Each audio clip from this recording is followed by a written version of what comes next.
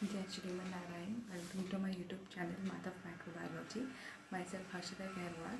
Today I am introducing my third video through this channel and मैं आज आपके साथ में जो टॉपिक शेयर करने वाली हूँ वो है discovery of microbial world and क्या क्या डिस्कवरी हुई थी माइक्रोबियल वर्ल्ड की एंड कैसे कैसे उनका इन्फ्लुएंस हुआ एंड फिर उसके बाद मैं इसको फर्दर इसमें एक टॉपिक और डिस्कस करूँगी और वो होगा कि landmarks relevance in the field of microbiology.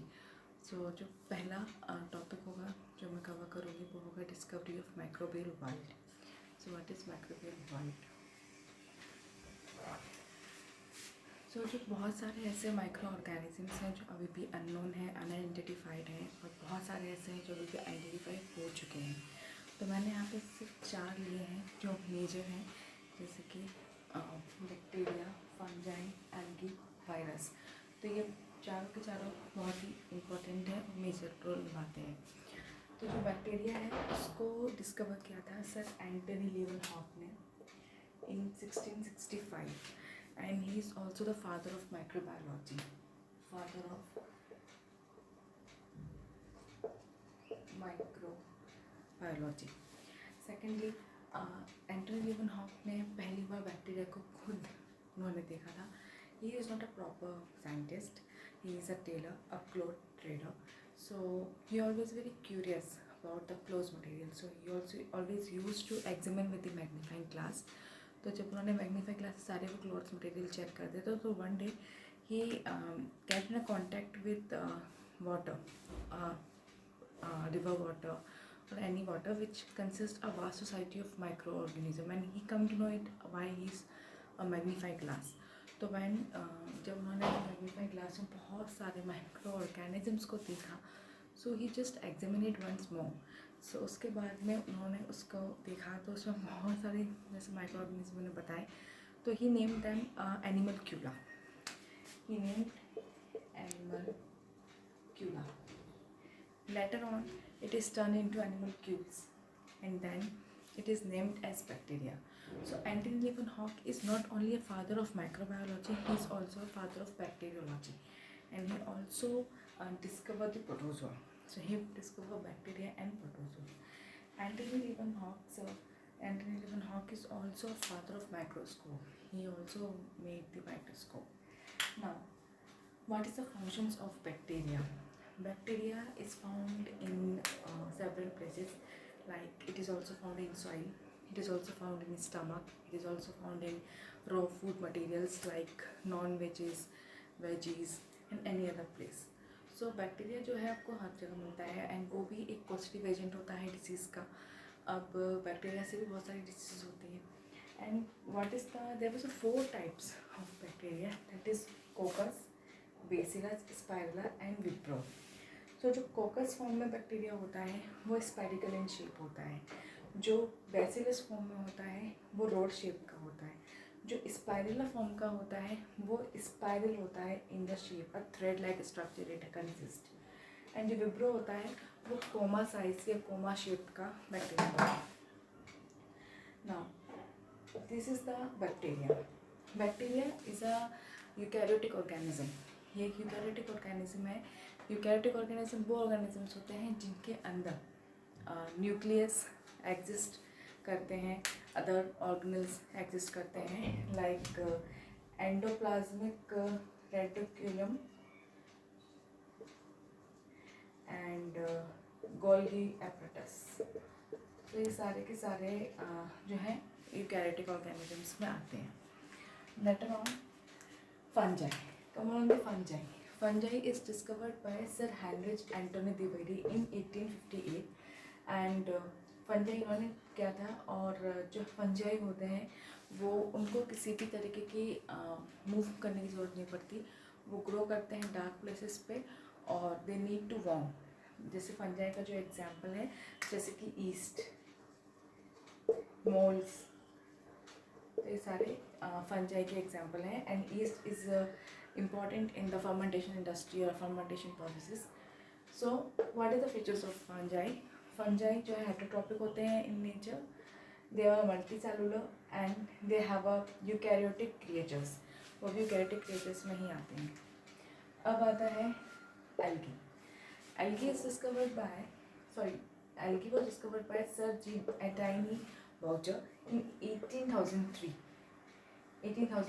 and commonly or mainly it is found green in colors because it is found in the plants.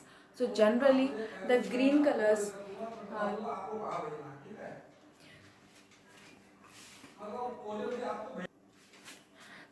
algae are mainly green in color or it based on the pigment it contains.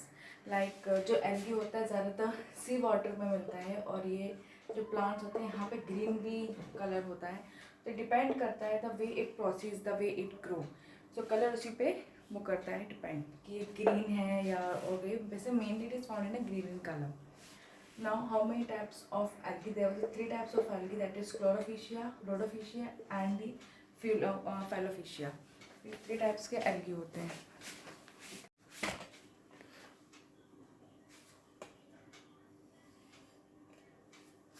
Now virus. Virus is firstly discovered by Sir Dmitry Livanowsky. He was discovered in 1892, but it later come in the presence in by the discovery or the name given by Sir Martius Bergering in 1898, means 6 years later. After 6 years later, ये कब तब आया जब उन्होंने virus को नाम दिया था और जो सबसे पहले जिन्होंने इसको डिस्कवर किया था वो क्या था, डिमित्री लिवानोव्स्की है.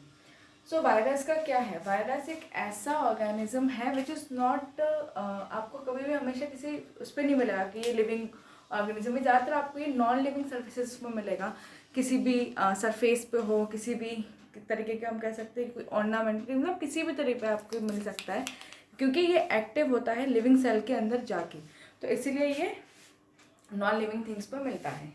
अब वायरस का क्या है, एक तो ये जैसे कि मैंने बताया कि ये नॉन लिविंग स्ट्रक्चर्स पर अवेलेबल होता है, ये नॉन सेलुलर ऑर्गेनिज्म का है. अब ये नॉन सेलुलर ऑर्गेनिज्म क्यों है, क्योंकि वायरस के पास क्या होता है, या तो आरएनए होता है या डीएनए एज इनका जेनेटिक मटेरियल. तो जब ये जेनेटिक मटेरियल के तौर पे इनमें से कोई भी एक होगा तो इसमें क्या है, इसको प्रोटेक्ट करने के लिए, मतलब चाहे डीएनए हो उनके पास चाहे आरएनए हो, तो इसको सेव करने के लिए उन्हें एक कोटिंग की ज़रूरत होती है कि वो उसको सेव कर सके, क्योंकि उनके पास में अदर ऑर्गेनल्स नहीं होते या न्यूक्लियस नहीं होता. तो ये क्या करते हैं, इसको सेव करने के लिए उनके पास एक कोटिंग सरफेस होती है. और वो क्या होता है, वायरस के पास होता है एक कोटिंग, यानी कि जो वायरस है उसके पास एक प्रोटीन कोड होता है और वो प्रोटीन कोड कहलाता है कैप्सिड. तो ये जो कैप्सिड है ये इनको प्रोटेक्ट करता है, इसीलिए ये नॉन सेलुलर ऑर्गेनिजम्स में आते हैं. साथ ही साथ में ये नॉन सेलुलर ऑर्गेनिजम्स इसलिए भी कहलाए जाते हैं क्योंकि इनके पास कोई अदर ऑर्गेनल्स तो होता नहीं है कि उनके पास मेम्ब्रेन बाउंड ऑर्गेनल्स हो तो ये आराम से कर लेंगे, नहीं हो सकता, इनके पास है ही नहीं. तो ये तभी रेप्लिकेट करते हैं जब ये होस्ट सेल में जाते हैं. जब तक ये किसी लिविंग के साथ अंदर नहीं जाएंगे तब तक ये एक्टिव नहीं हो सकते. जब तक ये एक्टिव नहीं होंगे तो जब तक ये किसी भी चीज़ को रेप्लिकेट नहीं कर सकते. तो इसीलिए ये नॉन सेलुलर ऑर्गेनिजम्स में आते हैं. अब वायरस का क्या है, virus is a very threatful causative agent का काम करता है वो. अब जैसे कि कोविड ही है, वो भी एक वायरस का ही है. तो कोविड भी वायरस की वजह से हुआ था. तो हमने सबने ये प्रिवेंशन लिया कि नॉन लिविंग स्ट्रक्चर से दूर रहना है या उसका इतना टाइम ड्यूरेशन रहता है. तो यही चीज़ें जिसकी वजह से वायरसेस ज़्यादा थ्रेटफुल डिसीज करते हैं. साथ में ही वायरस का क्या है कि एक तो ये नॉन लिविंग तो होते हैं, ये होते हैं. साथ में ही वायरस से होने वाला HIV है, ये भी दिक्कत करता है. कॉमन कोल्ड भी है, ये भी दिक्कत करता है. एंड बहुत सारे हैं. तो वायरस सिर्फ और सिर्फ ह्यूमन बीइंग को ही नुकसान नहीं करता, वायरस जो है प्लांट्स को भी दिक्कत करता है. प्लांट्स में भी वायरस इश्यूज होते हैं. जैसे कि मैंने बताया is the incident of tobacco mosaic. जब टोबैको मोसैक वायरस आया था, कब, जब सर मॉर्शियस बेजरिंग ने जब नोटिस किया था, तब कब नोटिस किया था उन्होंने, जब उन्होंने टोबैको मोसैक पे देखा. टोबैको मोसैक लाइक वो एक टोबैको की पत्तियां थी जिसमें एक डिसीज़ कॉज्ड हो रही थी. एंड वो डिसीज़ को जब उन्होंने सर्च किया कि वो क्या है, तब इन कांटेक्ट में आए थे कि ये टोबैको मोसैक वायरस है, इसमें वायरस की वजह से प्रॉब्लम्स क्रिएट हो रही हैं. So viruses is not only harmful for only human beings, it's also harmful for plants also. So now here I introduce these four, and in these four, each and every microbes, whether it is bacteria, fungi, algae or virus, these all have a vast knowledge about them. मैं आप कहेंगे या फिर मैं एक individual topic के ऊपर भी वीडियो बनाऊंगी, लाइक बैक्टीरिया पे एक इंडिविजुअल का टॉपिक अच्छा सा बनेगा, क्योंकि इसके अंदर बहुत सी चीज़ें हैं जो बची हुई हैं, because through this I give only short outline of the microbial world. Okay, so now I come to the another topic, and that is the landmarks, important landmarks which influence in the field of microbiology. तो microbiology में बहुत सारे ऐसे influences आए हैं, बहुत सारे ऐसे contribution मिले हैं जिसकी वजह से बहुत सी चीज़ों में changes आए. तो जो सबसे बड़ा I think जो changes था वो यही था कि एनिमल्स माइक्रोब्स के थ्रू होने वाले डिसीजेस पता चले. अब जो डिसीजेस हुए हैं उनको प्रिवेंट कैसे करें, तो ये भी टेक्निक और ये भी एक अलग कंट्रीब्यूशन माइक्रोबायोलॉजी में आया. So what was the landmarks of which is in a contribution of microbiology. So first I should से germ theory of disease, second spontaneous generation, third immunization or a vaccine, fourth penicillin, fifth antibiotics, six में हम कह सकते हैं कि जितने भी drugs बने, जैसे कि शुगर्स के लिए जो ड्रग्स बनते थे, इंसुलिन वगैरह बनी, microbiology. So there were so many topics are ahead which is we covered into our second section. So I am going to cover now the second section. So now I am considering my second topic, that is landmarks, influence in relevance of microbiology. तो सबसे पहले जो मैं बता रही हूँ वो बता रही हूँ जर्म थ्योरी ऑफ डिसीज. इसको जो प्रपोज किया था वो क्या था, sir Robert Koch and sir Lewis pasture. And इसको दिखाने का सिर्फ दो ही मेन, जो सबसे मेन रीज़न मैं मानती हूँ या है, वो यही है कि उन्होंने ये इसके थ्रू ये इलस्ट्रेट किया था कि जब कोई भी इन्फेक्टेड माइक्रो ऑर्गेनिज्म किसी भी हेल्दी ऑर्गेनिजम्स में जाएगा तो वो डिसीज़ ज़रूर करेगा. और उन्होंने इसी चीज़ को, इस छोटी सी चीज़ को बताने के लिए एक पूरा इलस्ट्रेशन किया था. एंड सेकेंड चीज़ ये था कि अगर हमें कोई इन्फेक्टेड पॉजिटिव एजेंट मिल जाता है तो हम उसको आइसोलेट करके उसे हेल्दी पर्सन तक जाने से पहले रोक सकते हैं. तो ये दो चीज़ें थी जिन्होंने की थी. सो पहला ये मैंने जो बनाया है, you can easily get understood by this diagram और the I made a chart. So here it is a disease animal. ये डिसीज एनिमल है, ये हेल्दी एनिमल है, ठीक है. इस डिसीज एनिमल में हमें ये सस्पेक्शन है कि there was a pathogen which can create a disease to that organism. तो जब ये डिसीज एनिमल है तो ये क्या था, इसका आरबीसी, हमने इसका ब्लड चेक किया, आरबीसी ली, ये आरबीसी ली, इसको हमने क्या किया, कल्चर किया. किस में कल्चर किया, जिसमें हम सारे इसको डाला, इसका वो निकाला, आरबीसी निकाला, इसको हमने कल्चर किया और कल्चर किया. तो कल्चर करने से हमें पता चलता है कि इसके अंदर कौन सा माइक्रो ऑर्गेनिज्म ग्रो कर रहा है, प्रेजेंट भी है कि एब्सेंट है. ये कन्फर्मेटिव होता है कि इससे हमें पता चलता है कि इसमें माइक्रो ऑर्गेनिज्म है या नहीं. तो जब हमने इसको कल्चर किया, तो कल्चर करने के बाद में under microscope we observe the sample, जब आया तो इसमें ये आया कि there was a suspection of the micro organism in that living organism. तो जब इसमें डिसीज एनिमल हुआ, सस्पेक्टेड हुआ, जब ये सस्पेक्टेड हुआ तो इसमें जब सस्पेक्टेड हुआ तो हमने क्या किया, इसको निकाला, उस ऑर्गेनिज्म को निकाला और उसको हमने आइसोलेट कर दिया. आइसोलेट का मतलब होता है कि a group of micro organism और a colony to take it away from the healthy environment. मतलब हमने एक जो इन्फेक्टेड और माइक्रो ऑर्गेनिज्म था, हमने उसको वहाँ से हटा के एक अलग जगह पे रखा और उसको आइसोलेट कर दिया. मतलब ये कि in a very common language I should say कि हमने भीड़ में से एक इन्फेक्टेड पर्सन को हेल्दी पर्सन में से हटा के अलग कर दिया. तो that call the isolation. So here we use the same thing. अब ये हो गया. तो जब इसको सस्पेक्टेड को हटा दिया तो अब जो इसका खतरा था और में मल्टीप्लाई होने का, कि ये डिसीज और में मल्टीप्लाई होगी, वो खतरा खत्म हो गया। तो उन्होंने इस चीज़ को इससे प्रूफ किया। अब जो हमने हेल्दी पर्सन है इसका आरबीसी लिया, तो जब हमने उसको चेक किया कि कहीं इसमें तो कोई इन्फेक्शन नहीं आ गया, तो जब चेक किया तो the pathogen was not present, no pathogen present, so hence it is proved,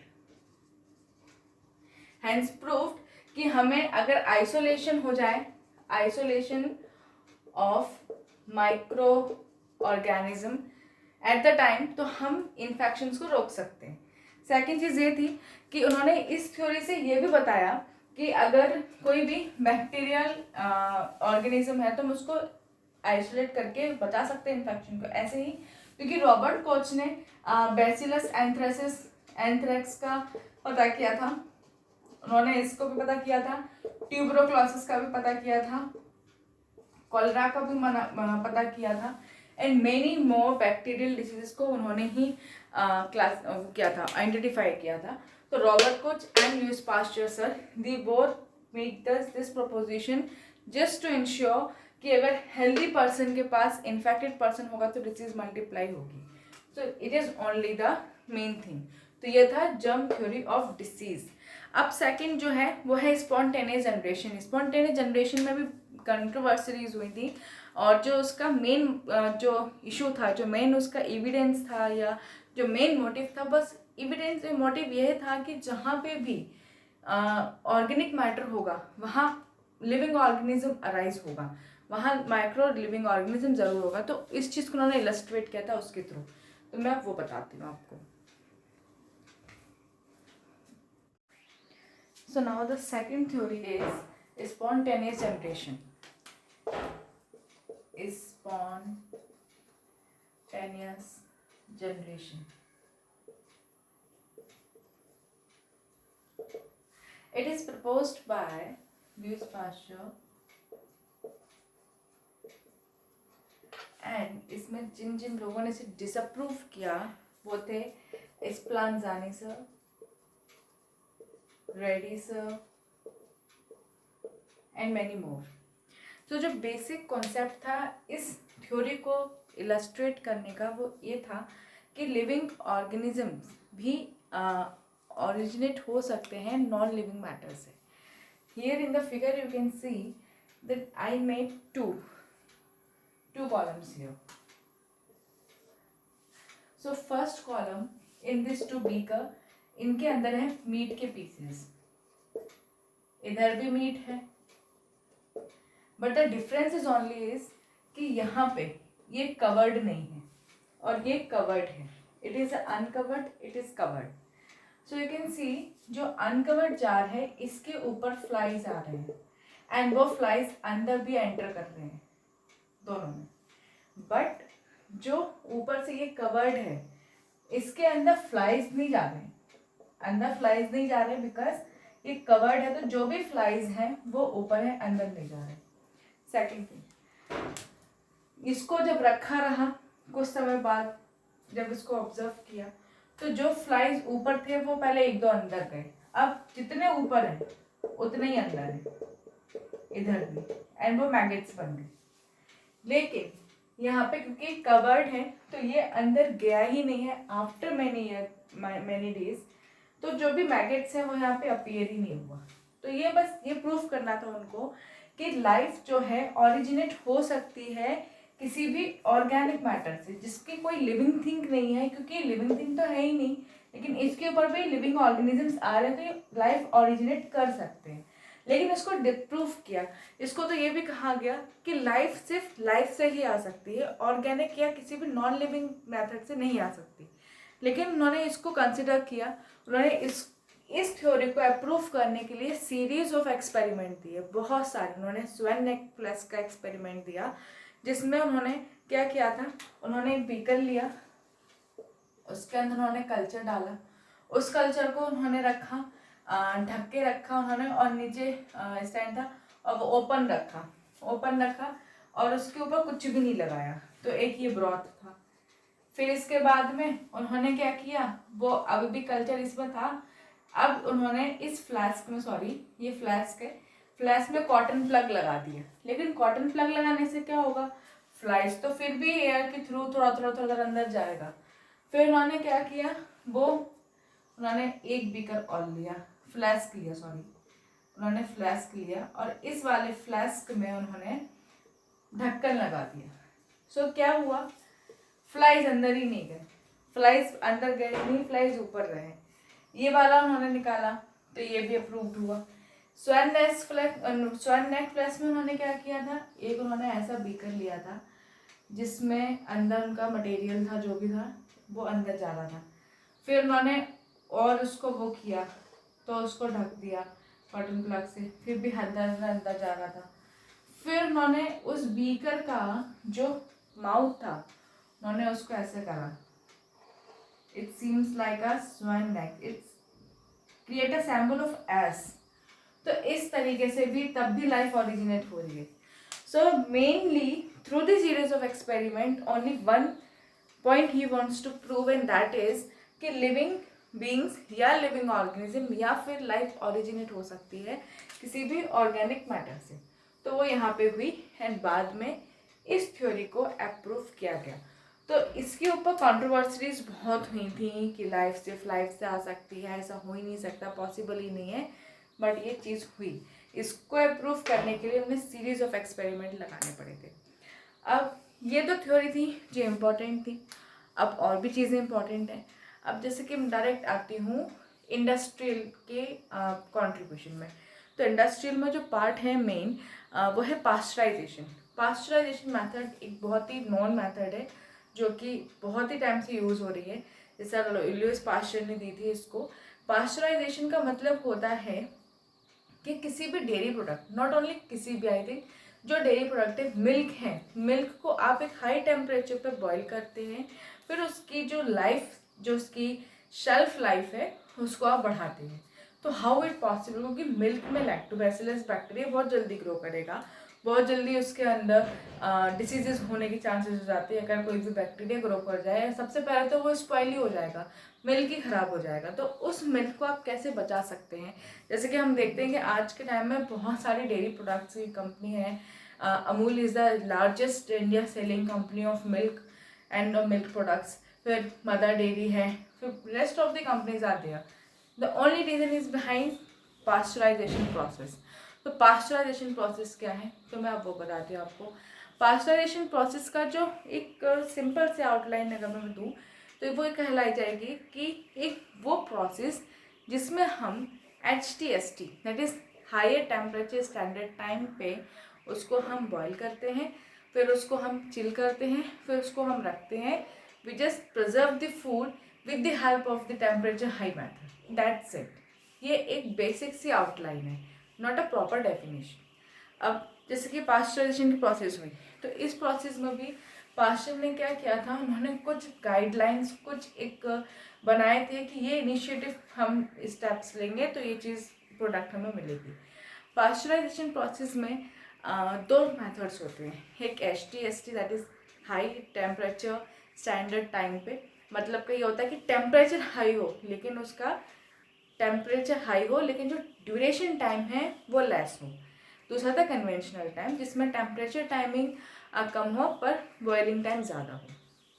अब ये है कि क्या क्या मेथड्स हैं। सबसे पहले मिल्क को इकट्ठा करना, उसके बाद उसको चिल करना, क्योंकि चिल करना भी ज़रूरी है, फिर उसको हीट प्रोसेस में डालना, उसका हीट प्रोसेस में से आके उसका पैक्ड होना, पैक होने के बाद उसका फिर से एक कैनिंग प्रोसेस के बाद होती है, वो प्रोसेस होती है, फिर उसका तो मार्केट में आता है। तो अब मैं आपको पूरे प्रोसेस उसकी स्टेप बाय स्टेप पास्चराइजेशन की बताऊँगी।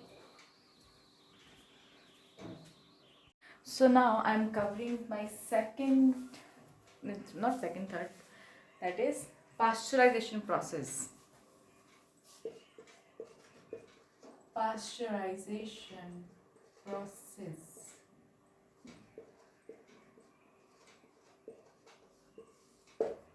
Pasteurization process क्या है, मैंने पहले बताया था, proposed by Sir Lewis Pasteur. Sir Lewis Pasteur ने इसको प्रपोज किया था इसके बाद में पास्चराइजेशन के क्या प्रोसेस है वो मैं आपको बता देती हूँ। पास्चराइजेशन 2 तरीके से होता है, एक होता है HTST पास्चराइजेशन, एक होता है अल्ट्रा पास्चराइजेशन। तो ये 2 पास्चराइजेशन के मेथड होते हैं। तो मैंने यहाँ पे आपको कन्वीनियंटली समझ में आ जाए और मैं आपको अच्छे से समझा पाऊँ तो मैंने यहाँ पे एक मेथड चूज़ किया है, वो मेथड है टेबलिंग फॉर्म में। एक तरफ मैंने HTST बनाया है, एक तरफ मैंने अल्ट्रा पास्चराइजेशन बनाया है। तो आप यहाँ देख सकते हैं कि हाँ इजीली आपको ये समझ में आएगा कि क्या चीज़ है, क्या डिफरेंस है, क्या मतलब है। HTST high temperature standard time ना। सबसे पहले HTST में रॉ मिल्क लिया जाता है यानी कि कच्चा दूध। उसके बाद में से इसमें सारी क्रीम हटा दी जाती है। क्रीम हटाने के बाद उसको स्टैंडर्डाइजेशन में डाला जाता है कि आपको मिल्क की क्या क्वालिटी सर्व करनी है। जैसे कि हम कोई मिल्क लेते हैं, अमूल का लेते हैं या मदर डेयरी का लेते हैं या किसी भी कंपनी का एग्स लेते हैं, तो हम हमेशा एक टैग लेते हैं ना, that we want a cream milk, skim milk, toned milk. तो वो स्टैंडर्डाइजेशन की प्रोसेस होती है।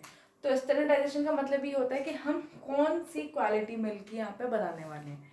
तो अगर हमें स्किम मिल्क चाहिए होता है तो उसमें 0.04% फैट होता है, और जो आपका क्रीम मिल्क होता है उसमें 40% क्रीम होता है।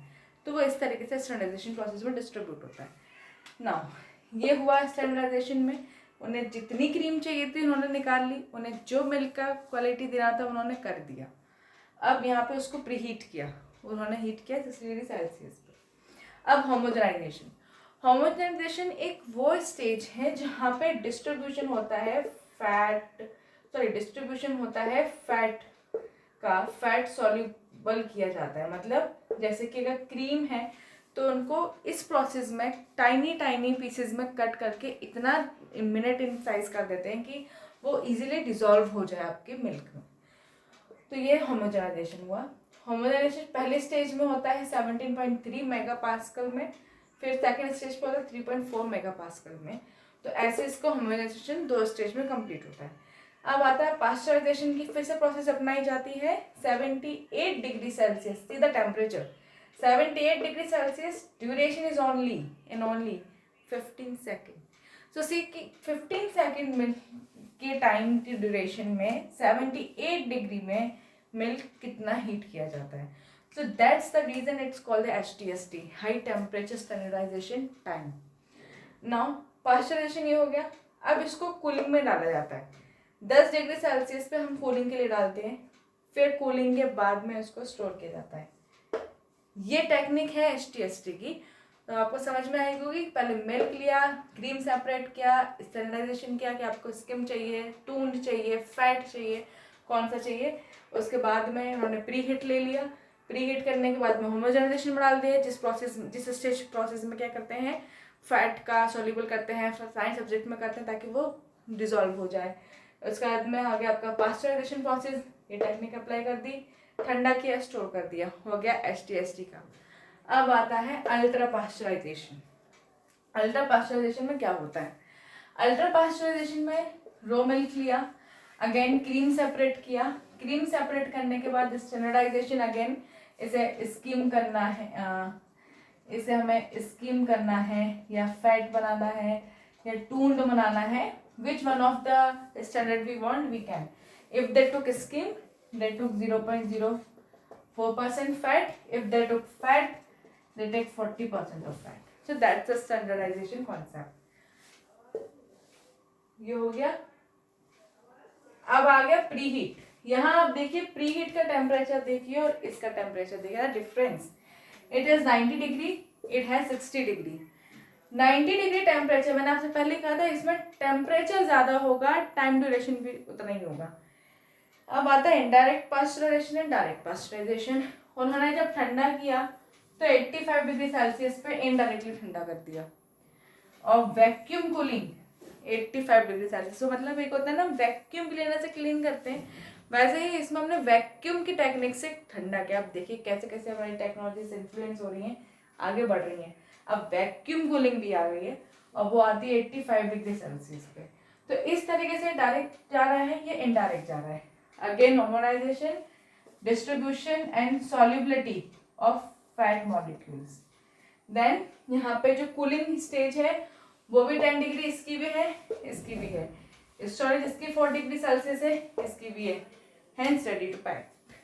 तो यहाँ से अल्ट्रा पास्चराइजेशन भी क्लिक करता है और HTC भी क्लिक करता है। तो इस तरीके से पास्चराइजेशन प्रोसेस करी जाती है। ऐसे ही पनीर बनता है, चीज़ बनता है, चीज़ में अलग टेक्निक है, पनीर में भी थोड़ा सा अलग है। पनीर में बस इतना कर देते हैं कि जो हमारा रो मिल्क है वो लेते हैं, क्रीम सेपरेट नहीं करते। अगर क्रीम सेपरेट कर देंगे तो कॉटेज कैसे बनेगा। तो इसमें भी स्टैंडर्डाइजेशन की प्रोसेस हट जाती है, क्योंकि उसमें ना तो स्किम्ड आता है ना टून्ड आता है, there was a full fat cream ना। उसको हीट करते हैं, फिर उसके अंदर कल्चर डाला जाता है, कल्चर डाल के उसको कर दिया जाता है कूलिंग सेगमेंटेड में। उस तरीके से मिल्क का भी होता है। तो that's is the process of pasteurisation. So through this video I made you to know कि कितनी कितनी चीज़ें हमारी माइक्रोबायोलॉजी में होती हैं। मैंने आज आपको 2 टॉपिक्स क्लियर किए हैं एंड आई विश कि आपको मेरी इस वीडियो के थ्रू बहुत सारी चीज़ें छोटी छोटी सेगमेंट्स में मैंने बताई हैं। ज़्यादा मैंने शॉर्ट नहीं किया, ना ज़्यादा मैंने लॉन्ग किया। I just put up in the very small concept type. तो इस तरीके से आपको समझ में आ जाएगा। एंड देन अब मैं जो फर्दर वीडियोज़ बनाऊँगी, I just go to make everything in a detailing process.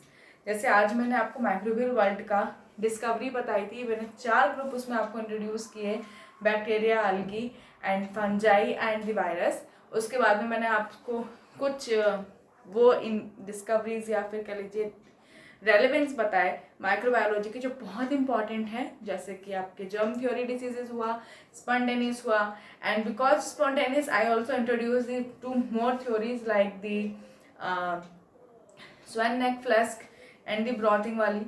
उसके बाद में मैंने आपको पास्चराइजेशन भी क्लियर किया है। तो ये सब चीज़ें बहुत ही मैंने एक शॉर्ट ट्रिक से आपको बताई हैं एंड आई विश कि आपको पसंद आए। तो प्लीज़ अगर आपको मेरी वीडियो अच्छी लगे और यूज़फुल लगे, इन्फॉर्मेटिव लगे, इनिशिएटिव लगे कि हमें ये चीज़ एक्नॉलेज होनी चाहिए या हम वो कर सकें, तो ये please please please like my video and I really love that you all give me your supports.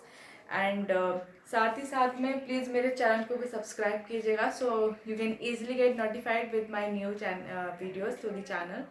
And last but not the least, thank you for supporting me to make the subscriber phone in a very small time. So thank you so much for your supporting, and please subscribe my channel and like my videos. Thank you.